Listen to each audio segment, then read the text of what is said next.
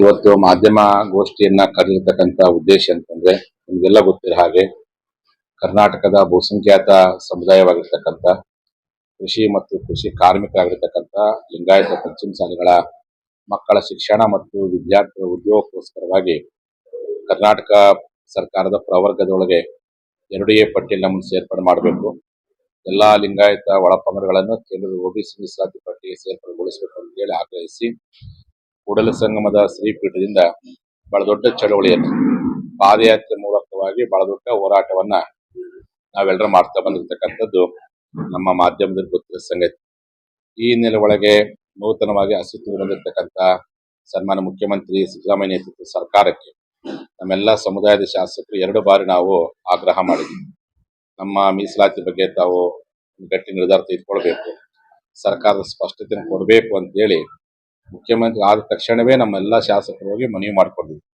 CM ಅವರು 1 ತಿಂಗಳು ಬಿಟ್ಟು ಮೀಟಿಂಗ್ ಕರಿತೀವಿ ಬಂದ್ರು, ಮೀಟಿಂಗ್ ಕರಲಿಲ್ಲ. ಅದಕ್ಕೆ ನಾನು ಇಡೀ ರಾಜ್ಯಾದ್ಯಂತ ಇಷ್ಟಲಿಂಗ ಪೂಜೆ ಮೂಲಕ ಹೋರಾಟ ಶುರು ಮಾಡಿದೆ. ಅದಾದ್ಮೇಲೆ ಬೆಳಗಾವಿಯಲ್ಲಿ ಮುಖ್ಯಮಂತ್ರಿ ನಮ್ಮನ್ನು ಕರೆದು ಮಾತುಕತೆ ಮಾಡಿದ್ರು. ಇಲ್ಲ, ನಾನು ಬೆಂಗಳೂರಿಗೆ ಹೋದ ತಕ್ಷಣನೇ 1 ವಾರದಲ್ಲಿನೇ ಸಭೆ ಕರಿತೀವಿ ಅಂತೇಳಿ ಸನ್ಮಾನ್ಯ ಮುಖ್ಯಮಂತ್ರಿ ನಮಗೆ ಮಾತು ಕೊಟ್ಟಿದ್ರು. ಆದರೆ ಇವತ್ತು ಲೋಕಸಭಾ ಚುನಾವಣೆ ಆದರೂ ಸರ್ಕಾರ ಚೆನ್ನಾಗಿ 1 ವರ್ಷದ ಮೇಲೆ 9 ತಿಂಗಳಾಯಿತು, ಇನ್ನು ಯಾವುದೇ ರೀತಿಯಾಗಿರ್ತಕ್ಕಂಥ ಮಾತುಕತೆ ಮಾಡಿಲ್ಲ. ಮುಖ್ಯಮಂತ್ರಿಗಳೇ ನಮಗೆ ಮಾತು ಕೊಟ್ಟಿದ್ರು, ನಾನು ಬೆಂಗಳೂರಿಗೆ ಹೋದ ತಕ್ಷಣ ಕಾನೂನು ತಜ್ಞರ ಸಭೆ ಕರಿತೀವಿ ಅಂತೇಳಿ. ಇವತ್ತಿನವರೆಗೂ ಕಾನೂನು ತಜ್ಞರ ಸಭೆಯನ್ನು ಕರೆದಿಲ್ಲ. ಈ ಎಲ್ಲ ದೃಷ್ಟಿಯಿಂದ ನಮ್ಮ ಸಮುದಾಯದ ಶಾಸಕರು ಅವರೆಲ್ಲರೂ ಅಧಿವೇಶನದಲ್ಲಿ ಮಾತಾಡಬೇಕು ಅಂತೇಳಿ ಅವ್ರ ಮನೆ ಬಾಗಿಲಿಗೆ ಹೋಗಿ ಶಾಸಕರಿಗೆ ಹೋಗಿ ನಾವು ಆಗ್ರಹ ಮಾಡಿದ್ವಿ, ನೀವು ಮಾತಾಡ್ರಿ ಅಧಿವೇಶನದಲ್ಲಿ ಅಂತ. ಎಲ್ಲರೂ ನಮ್ಮ ಮಾತಿಗೆ ಬೆಲೆ ಕೊಟ್ಟು ಎಲ್ಲರೂ ಸಹ ಅಧಿವೇಶನದಲ್ಲಿ ಮಾತಾಡಲಿಕ್ಕೆ ಸ್ಪೀಕರ್ಗೆ ಪತ್ರ ಕೊಟ್ಟಿದ್ರು. ಸ್ಪೀಕರ್ ಅವರು ನಮ್ಮ 20 ಜನ ಶಾಸಕರು ಸೈನ್ ಮಾಡಿ ಪತ್ರ ಕೊಟ್ಟರು ಸಹ ವಾಲ್ಮೀಕಿ ಮತ್ತು ಮೂಡ ಹಗರಣದ ನೆಪದಲ್ಲಿ ನಮ್ಮ ಶಾಸಕರಿಗೆ ಮಾತಾಡಲಿಕ್ಕೆ ಅವಕಾಶನೇ ಕೊಡಲಿಲ್ಲ. ಈ ಕಾರಣಕ್ಕೋಸ್ಕರವಾಗಿ ಈ ರಾಜ್ಯದ ಮುಖ್ಯಮಂತ್ರಿ ಸಿದ್ದರಾಮಯ್ಯನವರು ಮೂಲತಃ ವಕೀಲರಾಗಿದ್ದಾರೆ.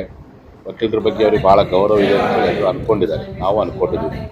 ಈ ಕಾರಣಕ್ಕೆ ಒಂದು ವಕೀಲರ ಸಂಘಟನೆ ಮೂಲಕವಾಗಿಯೂ ರಾಜ್ಯ ಸರ್ಕಾರಕ್ಕೆ ಕಣ್ಣು ತೆರೆಸಬೇಕು, ವಕೀಲರ ಮೂಲಕವಾಗಿಯೂ ನಮ್ಮ ಹಕ್ಕನ್ನು ಮಾಡಬೇಕನ್ನೋ ಉದ್ದೇಶಕ್ಕೋಸ್ಕರವಾಗಿ ಈಗಲೇ ನಮ್ಮ ಸಮುದಾಯದಲ್ಲಿ ಅನೇಕ ವರ್ಗಗಳ ಸಂಘಟನೆ ಆಗಿತ್ತು, ಮಹಿಳಾ ವರ್ಗ ಸಂಘಟನೆ ಆಗಿತ್ತು,